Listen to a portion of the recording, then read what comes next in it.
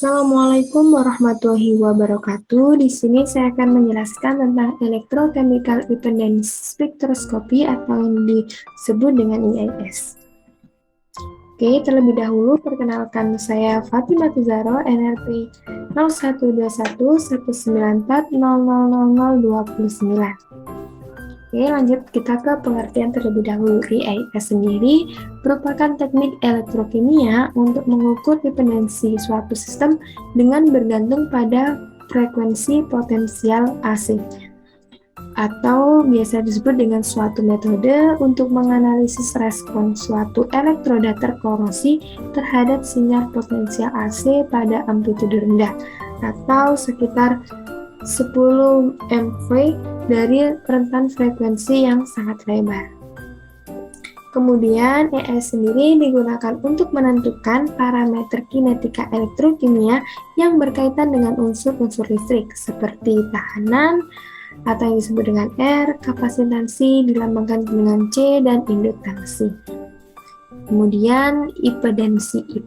Apa sih impedansi itu? Jadi impedansi adalah ukuran kemampuan suatu rangkaian dalam menahan aliran arus listrik. Impedansi elektrokimia diukur melalui potensial AC yang diterapkan pada sel elektrokimia untuk mengukur arus dengan asumsi bahwa potensial yang dibangkitkan itu sinusoidal. Kemudian di sini impedansi sendiri dalam sistem elektrokimia disimbolkan dengan huruf Z yang ditentukan berdasarkan analogi dari hukum Ohm. Seperti di bawah ini, dengan omega adalah frekuensi radial atau kecepatan sudut yang dilambangkan dengan satuan radian per second yang dirumuskan sebagai omega 2πf di mana F adalah satuan dari Hertz. Kemudian Z sendiri, Z sama dengan E potensial per I atau arus. Dalam frekuensi kompleks, impedansi sendiri diungkapkan dalam bentuk impedansi real atau yang disimbolkan dengan ZR dan impedansi imajiner atau yang disimbolkan dengan ZI yang dirumuskan sebagai Z sama dengan ZR impedansi real ditambah ZI impedansi imajiner. Oke, saja kita ke skema alat. Pada skema alat EIS itu ada 3 elektroda.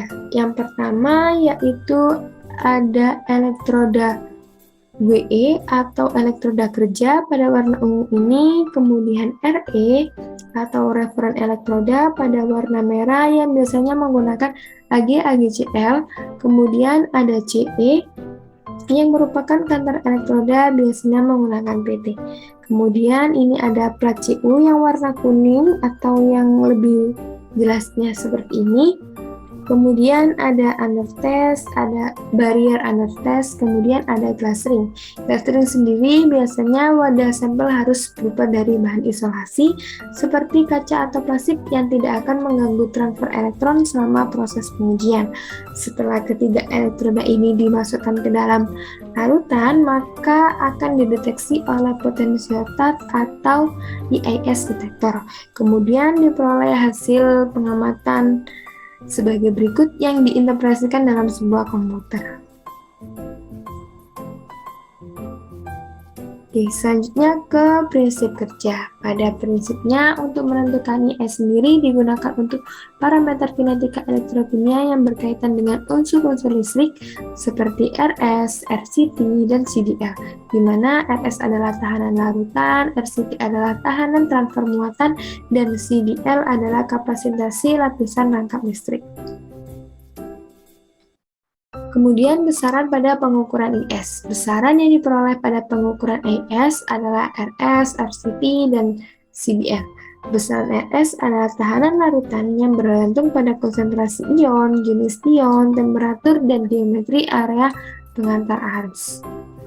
Kemudian ada namanya RCT. RCT adalah reaksi tahanan muatan yang dibentuk oleh reaksi elektrokimia tunggal pada permukaan logam yang dikendalikan secara kinetika. Besaran RCT diperoleh dari perbedaan impedansi pada frekuensi rendah dan frekuensi tinggi. Nilai RCT sendiri merupakan ukuran transfer elektron pada permukaan logam yang secara profesional kembalikan dari arus listrik atau R0 yang dirumuskan sebagai berikut. RCT sama dengan RT per NFI0.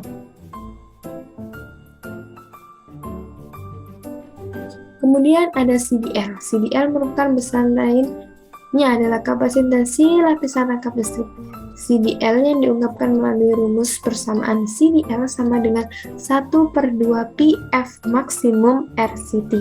Nilai CDL dapat dihubungkan dengan absorpsi senyawa inhibitor pada permukaan logam. Kemudian ada namanya persamaan Z. Persamaan Z yaitu hubungan antara RCT, RS, CDL, dan Z' yang digambarkan melalui persamaan berikut. Z sama dengan RS ditambah RCT per 2 pi F mak RCT CDL pangkat alfa, dengan Z adalah merupakan impedansi. Kemudian di sini ada grafik impedansi kompleks terhadap komponen imajiner dan nyata. Respon dalam disajikan menggunakan bentuk kutub untuk memudahkan menghubungkan tegangan dan amplitude arus serta fase. Magnitudo sendiri merupakan rasio amplitude tegangan terhadap amplitude arus. Kemudian kalau fase itu jarak arus frekuensi yang digeser di depan tegangan.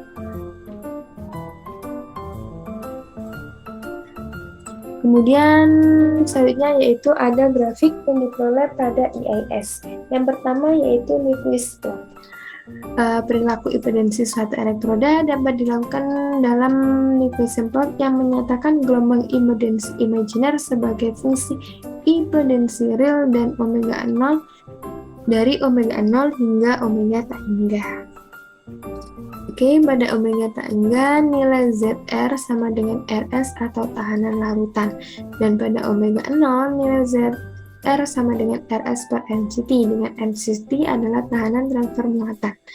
Nyquist plot membentuk setengah lingkaran dengan kenaikan frekuensinya itu berlawanan dengan jarum jam. Titik maksimum pada puncak setengah lingkaran sama dengan W0, dengan harga W0 sama dengan 1 per C RCT, di mana C merupakan kapasitor, di mana C menyatakan suatu kapasitor. Kemudian untuk namanya ada Bode plot. Bode plot menyatakan kurva logaritma dari frekuensi dengan log frekuensi atau di sini disebutkan dengan log Z pada sumbu X dengan nilai impedansi mutlak atau perubahan fase Z mutlak Z ini pada sumbu Y. Bode plot memberikan informasi tentang frekuensi yang diterapkan dalam sel elektrokimia pada frekuensi menengah. Gelombang linear dengan kemiringan -1 dan sudut fase maksimal menyatakan kapasitansi. Kemudian ini adalah data yang diperoleh pada IPS. Pada gambar A menyatakan Nyquist plot dan pada B menyatakan Bode plot.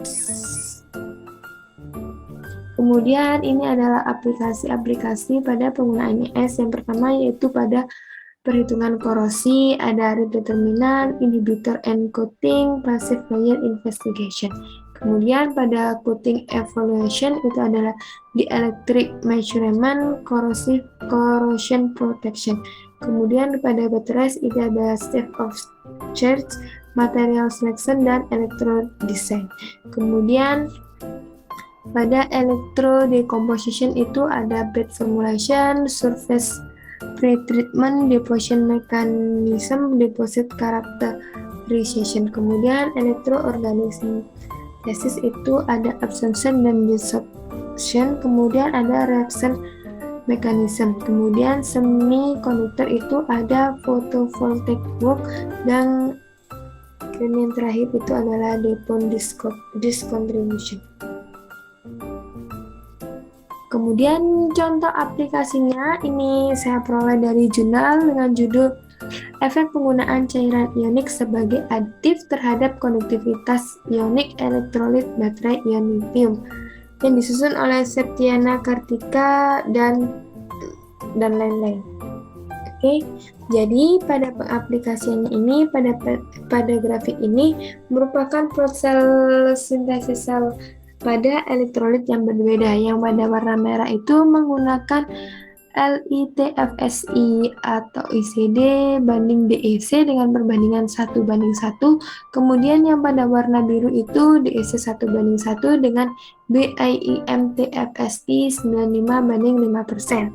Pada penelitian sampel yang digunakan memiliki ketebalan 8,5 mm, luas area sebesar 2,01 meter persegi, dengan konduktivitas elektrolit yang diperoleh dengan menggunakan persamaan sebagai berikut, yaitu konduktivitas elektrolit T per A kali 1 per RB, di mana T adalah ketebalan sampel dalam sentimeter dan A merupakan luas area efektif elektroda yang saling kontak dalam sentimeter kubik, dan RB merupakan resistensi buk.